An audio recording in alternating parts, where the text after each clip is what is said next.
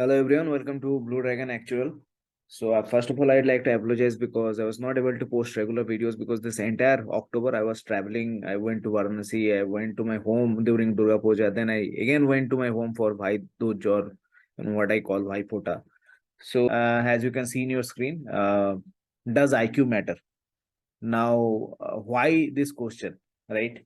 The reason for this is actually I was having a discussion with one of my friend and actually a couple of my friends, and they told me that people from IIM, IITs, they are the person with higher IQ. So my immediate question to myself or to them, so does that mean actuaries have lower IQ, or probably say a person who is working in a bank or a person who is a CA, does that mean that that person has lower IQ? And I have usually it is I have seen that people who are from IIM, IIT, they have that that thought process about themselves. So it is there is a popular comical saying that you don't have to ask a pupil from IIM and IIT that they belong to IIM and IIT. They will themselves tell that they belong to IIM and IIT because it's a show up, it's a status that I am from IIT, right? That's how even the dowries that are given, especially north side of India. Unfortunately, that also became kind of depends on that sort of practice background that I like to kind of point out. I saw a video of Mr. Sandeep Maheshwari with some person, and that person was from IIM Indo, and he was kind of so in that video, so there are other persons who had come to meet Mr. Maheshwari, and there was a good discussion. But in that video, he was also like his bias towards IM people being having high IQ was kind of clearly evident, and he also mentioned in at one point that you are from IM. So what is your thought process on this? Like giving being from IM gives that person a social, a special status. So that's why I think this is a concept, or this is a thought process that is prevalent in the probably the heads of many Indians, probably the heads of many parents. And I would like to kind of go much deeper and see if actually that is the case. If you are from IIM and IIT, does that mean you have higher IQ? The question is IQ even required? So when I was kind of thinking how to answer this question, as I mentioned, actuaries are the people who answer the whys, right? So when I was kind of thinking about the why of this, and then this question actually came to me: is IQ even required? What is the use of IQ, right? And then I was discussing with a couple of my friends, and one of my friend gave a very interesting perspective. This question is like asking, is marriage even necessary, right? This is like you are asking me a similar question. If IQ is required, that question can be compared with, is marriage even necessary? And with all due respect to Mr. Sadhguru and whoever mystics of India and their society, I am 34 at this point of time. I am not married. I am happily single, and I don't think I'll be getting married. So I don't think there is any harm in that. So that was my reply to that person, and he told me so. So I think same can go say same goes for IQ. Maybe certain amount of IQ is required to understand things, to have that common sense. But most of it is probably not required. You can even do without a great IQ, and you can earn fairly well, right? And I think that's the crux of the discussion that we are going to have, and we are going to prove probably that probably high IQ probably is not worth it. It is overhyped, and also we'll come back to the fact whether people from IIT or IIM has higher IQ. This for having this thought process about is IQ important. So I have seen that there is a general tendency among people to kind of equate IQ with money. If you have higher IQ, that would mean that you have higher package and or higher salary. And if you have higher salary, that means you have higher power, right? So ultimately, it's all about power. And you can see, I don't know who this person is. I just got this picture in Google, and this person is what they are promoting is kind of average salary in IIT is maximum 2 crores, right? It's kind of what is promoted by Actuary. coaching centers that 1 crore package in Actuary. So people are kind of drawn to that field because of the higher package. So that is also one reason that people kind of equate IQ with money. Like if you have a higher IQ, if you are better than average, right? Basically, if you are better than average, then you can get higher salary. Now the question is, one of the most well-known, cricketing personalities or even sports personalities, Sachin Tendulkar, widely recognized as god of cricket, also called Little Genius, Little Master, etc., etc. He has some records which are created maybe 10 years back, and it is still not broken. And chances of them being broken in probably next 10 years is also quite difficult, right? And at his time, he has played one of the most ferocious bowling attack, but he has kind of created those record. And surprisingly, has failed in class 10, right? By the societal standard, he don't have IQ, right? He would have never cracked IIT, he would have never cracked IIM, but maybe he has a team or he have a office where maybe 5 or 6 IITs are working under him. So IQ, from this point, we can say that IQ is probably not required, right? Another important person, for my personal favorite, is Mahendra Singh Dhoni, who has a very cool, composed mind, who has incredible game reading skill, who can predict the future, can take decisions, and also sometimes he is called lucky, but he's actually very smart about reading future, reading the game, and that's how he has kind of taken those decisions. And people who do not have that capability call him lucky. But I think if you see from that perspective, he has very high IQ, right? He is able to read the situation, he is able to read the game. But once again, class 10 result shocking, class 12 result shocking, and I don't think he has done graduation. I'm not sure. As I mentioned, one of the videos that kind of got me thinking about IQ was was Mr. Sandeep Maheshwari's video on that he posted on YouTube, where a person from IIM Indore came and he was asking some question. And I think many people would know that he is a college dropout, and he has scored reasonable marks in class 10 and 12, but it's not like not that great or not that awesome. And yet millions of, I think billions of people follow him. And he's known for his explaining the concept in much more simpler manner. So study wise, education wise, he's not from IIT or IIM, but I think many IITs or IIMs have come to him, or listened to his videos for his intelligence, for his the way he kind of declutter a situation, right? So that also shows that he has very high IQ, but he has not done that well in education. So once again, that goes to show that what people generally associate with IQ is probably mugging up questions, recognizing patterns, and doing well in an exam. That would not necessarily mean that a person who is studying from IIT or a person who is studying from IIM has very high IQ. That probably means that that person is sincere, hardworking, dedicated, and that person has utilized his time well to kind of crack that exam and write and probably write answers which are relevant to that exam. This person, his name is Manoj De. I don't know if you are aware. He creates YouTube videos on YouTube, like what are the things that are new updates in YouTube, how your subscriber base can increase, etc., etc. And there are a couple of channels like that. So this person has more than 3 million subscribers. This person had very difficult life, and then from there he's earning probably in lakhs and crores, right? And I don't think he has very high level of education. He cannot speak in English. He only speak in Hindi, and probably that is one of the reason that he is able to connect better, because most of the people in India are like that.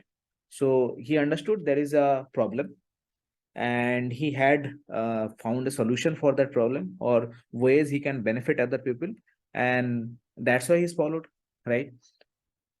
Another person, this girl, I think I see a troll of her every day. Her name is Urfi Javed, and she's I think famous for her fashion sense or lack of it. She is sometimes she is wearing clothes that it's very difficult to say that they are clothes, but she has done well. And I can say even in actually after 10 years, after working through a lot of difficult problems and getting a lot of good and bad ratings and everything, I have like her income level is probably much more than mine, right? So once again, if you equate IQ with income, she is probably doing much more better than maybe all of us who is probably listening to this video. And I think the credit for her goes in understanding what the audience need. Probably the audience requires this. There are many people who maybe are not that open, but they secretly enjoy this kind of sexual representation, and she's catering to those needs, right? So she has understood a pattern, and she's utilizing her probably head to kind of cater to those need, right? Another person of similar nature is her name is Anjali Arora. I have recently saw a couple of her news articles. There was some MMS scandal that she had, and she's a TikToker basically, and she creates dancing videos, which frankly I can't do. I probably can be some in some sense I can be like Mahendra Singh Dhoni or Sachin Tendulkar in my profession. I am passionate about that. I can understand things that are going on there. But even if I want to, I cannot dance like Anjali Arora, or I cannot wear a cloth like Urfi Javed. It's impossible. But they have understood a niche, and they have created a follower base, and they are kind of catering to that. And there are requirements for this, right? You have to be physically fit. I cannot. I am not that physically fit, so I cannot come out in a probably in a dress like this, right? It's impossible. So so they have understood this. So I think they have the IQ to understand what works in the market, what people need, and they have catered to that audience, right? But I don't think none of these people have good educational degree. None of them are from IIT or IIMs, but they are doing pretty well. They're earning very high amount of money, and in some regard or in some way they have their own followers. They influence people, and they are doing pretty well. I we kind of think that people from IIT and IIM has higher IQ. That is because we have a very rigid thought process that is kind of programmed into our head by our parents and by their parents and by their grandparents. Like if you are good in studies, then you are going to do well in life, and that is the only way, right? So the problem is that only thing. If you are good in studies, probably you are going to do well, right? But that is a very average way to do well. Eh, I mean, there might be 20 people who are good in studies, and those 20 people might be earning similar package and they are doing well.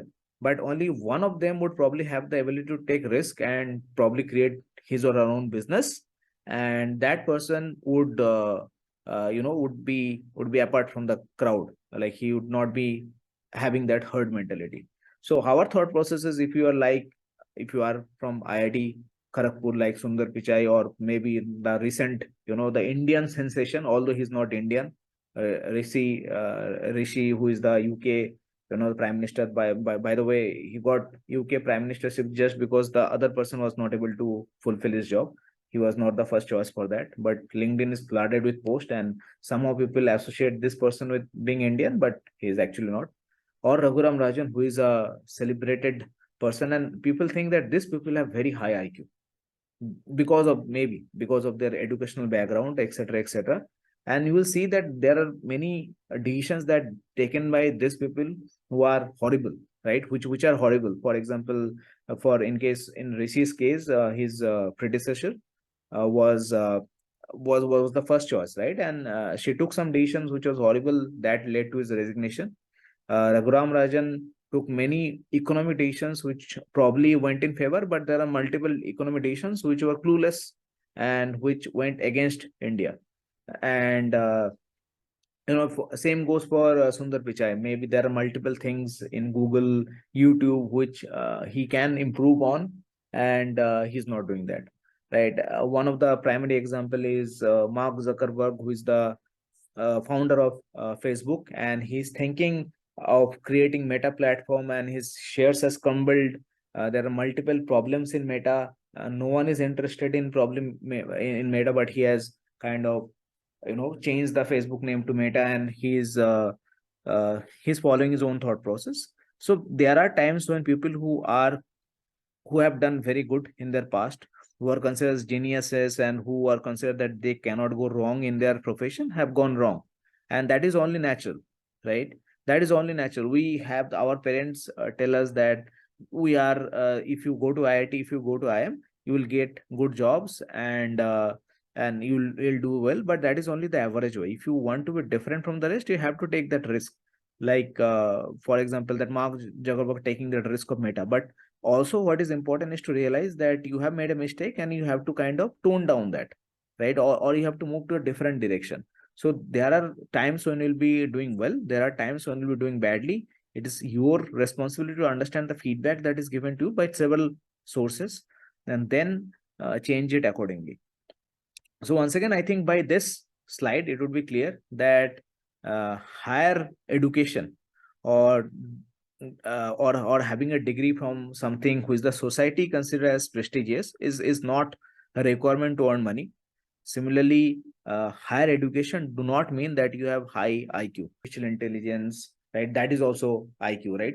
What that means is pattern recognition. Like if you, so that is the basic crux of artificial intelligence. If you show a machine a pattern, even a machine would be able to identify, and probably better than human, that what this pattern is, right? If you show picture of you, say with beard, without beard, with combed hair, without combed hair, or maybe bald, right? So then even then the machine would be, if you show the machine repeated number of samples and say that, okay, this person is Arpan, this person is Arpan, after 20 pictures, the machine would be able to understand this person is actually Arpan, even if my face look very different.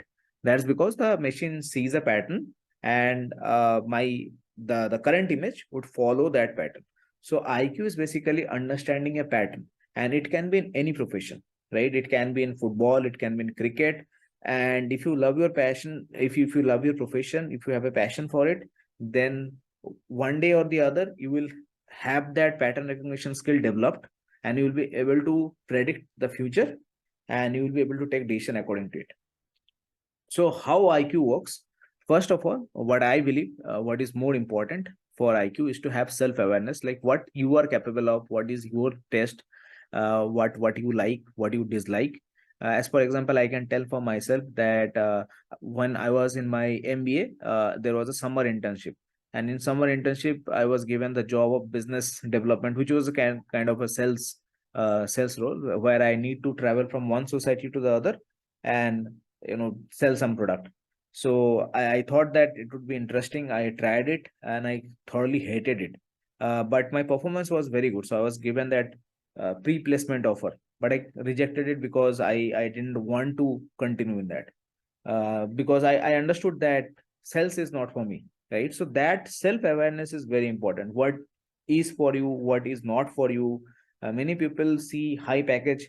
Probably for me to take that pre-placement offer during the, like when 1 year of MBA is left, I think many people probably would have done that, saying that let me have a guarantee, and I can figure out something else maybe 1 year later.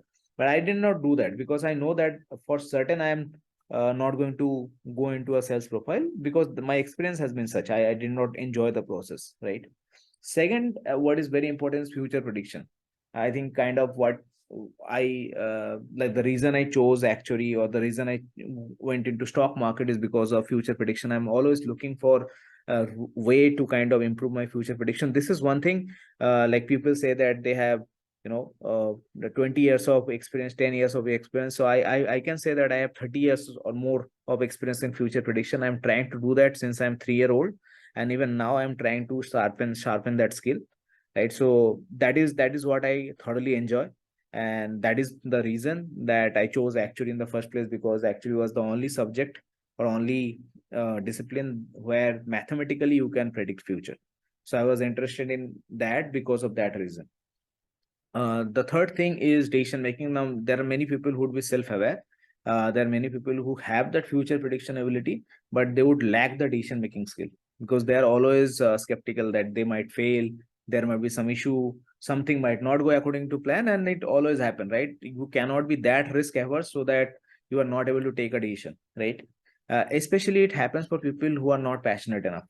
So I have seen people who have chosen actually because I am doing well, and those people have given up. Maybe after one paper, maybe after two paper, or when they failed once, they have given up. Reason being that is not their passion. They have kind of tried to copy what I have done, and because of that, they have chosen actually. But that is because that is not your passion. That person has given up, right? So this is how this. If you consider the first three blue blocks, which is self awareness, future prediction, and decision making, this is how you understand a pattern. And obviously, you need the passion so that you are irrational enough so that you stay in that profession long enough to recognize that pattern. Sometimes the pattern becomes apparent maybe in 1 or 2 days, especially with experience. And sometimes the patterns take a lot of time to kind of understand and develop. And that's why you need to be irrational to kind of stay in the field that you're passionate enough so that you can see that passion, so that in that field, your IQ would be a genius level. And when your IQ is at that level, you obviously will be get paid more, right? So if your ultimate goal is to get paid more, to have a luxurious life, then you need to choose a field about which you are passionate enough. You need to understand, and that you can only do if you have good self awareness. And then you, in that field, you can understand what is the future leading to, right? If this is what I am going to do, which will give me an edge over others, because there are people who are probably equally passionate enough, but then you need to understand how the future is going to come up, and you need to take solid decisions. Like you need to back your decisions. You cannot waver on your decisions, and then only then you can, your IQ level would increase and you can earn well in that field. What else are required? As I mentioned, persistency. You need to stay in that field long enough, right? One of the most important thing that I've learned in my professional career is the ability to take feedback. Most people take feedback as an insult. I've seen this feedback is an opportunity for me to improve, and it can be very destructive. Like in my career, I have gotten extremely destructive feedback where people have told on my face that you are not good enough, you are an idiot, and probably I have hired you wrongly, you should not be here, etc., etc. But I have kind of left out the destructive part and taken the the improvement part. Like this person has said all of this thing, maybe 20 things are nonsensical, not required for me, but two things are important for me. And once you have, like I mentioned, if you have that self awareness, you will be able to pick those two things, and you'll be able to work on those two things so that you become better, right? So I personally believe that I have the ability to take the feedback, and I'm always looking for feedback. If someone is saying that this is one area you need to improve, I need to check if that person has made any sense. There is some logic in it, or if the person is just saying because that person is, most of the times people themselves are not able to do something, and if you are kind of different from the herd, people will give you that opinion, saying that don't follow this, follow that, which majority follows because that's how everyone behaves, right? But so that's where you have to kind of make a conscious decision, like whether you are following the herd or whether you are not following the herd. And you need to stay away from the feedback where people will ask you to follow the herd, but you at least need to listen to the people who is giving you feedback, because that person is giving you feedback because of your own improvement. And ability to take the feedback is very important. I have seen many people who has tremendous potential, probably more potential than me at that stage of time, has lost it because they do not have the ability to accept the feedback, right? And also it comes from being compassionate towards others, like understanding their needs. As I mentioned, there is a need there is a need for people to see someone coming up in a glam manner, like Urfi Javed does, or Anjali or dances, right?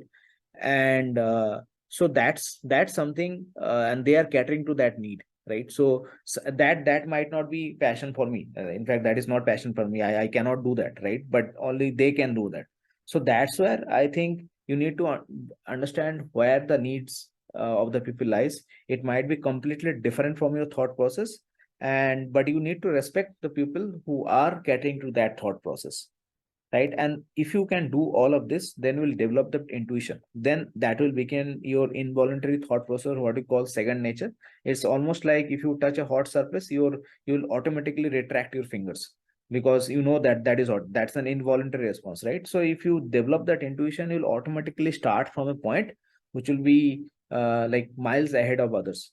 And the same happens with me in actuary. When I started my actual career, I used to struggle to understand where something is wrong. And these days, it's very easy for me. I start at a point where probably other people will take 1 day to reach, and then they will start from that point. I already start at that point, because over a period of time, because of my passion, because of my ability to take feedback, because of me being persistent, I was able to develop that intuition, so that has become my second nature. I know that this is wrong because of this variable is creating a problem in this variable. Or when I'm taking a trade, I have seen enough patterns to know that today the market is going to go up, and this should be my stop loss. Or when the market is coming down, following a similar pattern where in the previous day it might have gone up, I know that no, today it is not looking good, although previously it has gone up. Using this pattern, today it is going to fall. Finally, the closing thought, why I am giving all these lectures, right? That is because I have done all of this, because I have cleared ISI. In fact, when I cleared ISI, I was the topper in entire India. There was 21 people selected. I was the first person out of those 21 people. But I never studied from ISI, and that is a story for a different time. But I that's because it was the way the exam was kind of conducted, and the way people get selected, that was not like I was not in agreement with that process. I also cleared IIT, but in IIT IIT Jam, not the the engineering degree. But my rank was very like very far away. It's much worse than how I cleared in ISI. But one thing we have to kind of understand, why IIT or ISI. By ISI, I'm not meaning the Pakistan Institute, that is the Indian Statistical Institute, right? So let me just be clear there. Why these exams are difficult? These exams are difficult because they ask you question from a higher level. Like if you are in graduation, they will ask you question from master degree. If you are in class 12, they will ask you question from graduation, right? So that is a very strong problem for me. Like you are not testing me where my knowledge lies. You are testing me from a point where I have not studied, right? So that is the main reason why I have not studied from there. Then that also shows my self-awareness, ability to take decisions, right? Because very few people would be able to do that, right? I also cleared CAT where I got 96 percentile. I failed in 6 bank view exam. Then I cleared the seventh one, right? Although I ranked once again at the latest part. I think there are 250 candidates for general people, and I scored a 221 rank. Chances are I would not be selected, and I never appeared for the interview, but I did clear that. And I also cleared the staff selection commission. In this exam, I got the grade A, which was this was a central government job, and I got the grade A. So all these exams are supposed to be, I testing your IQs. ISI, IIT, CAT, especially known for testing IQs, CAT, ZAT, NMAT, etc. Bank PUs, where you need to calculate very fast. So the one of the requirement for clearing bank PU is probably to have numbers tables memorized, or the inverse memorized. Probably up to 50 you need to memorize the table, so that you can do 2-digit calculation, 3-digit calculation quickly. You can have an approximate answer. That is the requirement for clearing this exam, right? Same goes for SSC. So CAD, bank view, SSC are kind of similar exam. IIT and ISI are kind of more of your taking the testing the technical concept exam. So I've cleared all of this, right? But does that mean that I have higher IQ than someone, maybe Sachin Tendulkar? No, absolutely not. Or I do not have higher IQ than MS Dhoni. It's impossible, right? That's because I have done something in one field, and they have done something in other field. And just because I've cleared those exams, right, there might be people who have not cleared this exam and who have higher IQ than me. So it only shows that I have studied in a particular manner. I have understand what is the need for that exam, how I can clear the exam, and I have studied in that pattern, and that's why I have cleared the exam. It does not show that I have high IQ. It just shows that I know what it requires to prepare for an exam and to clear exam, right? And people mistakenly associate this with higher IQ. Higher IQ does not mean that. Higher IQ means all of the things that we have discussed. Basically, it's pattern recognition, right? So I don't want to repeat that too much. So I hope this would be clear, and I thought this is an interesting video. I hope it will change the mindset of many people. Probably if you can show this video to your parents, give them 20-30 minutes so that they can or tell them that you need to listen to this video for 20-30 minutes so that you can understand what IQ is and how you wrongly compare people from IIT or IIM having high IQs, whereas there are many people who have much higher IQ than them and who are doing much well as compared to them. It's just the profession and just understanding the pattern that is kind of prevalent in that profession. So if you like this video, please hit the like button, please subscribe to my channel.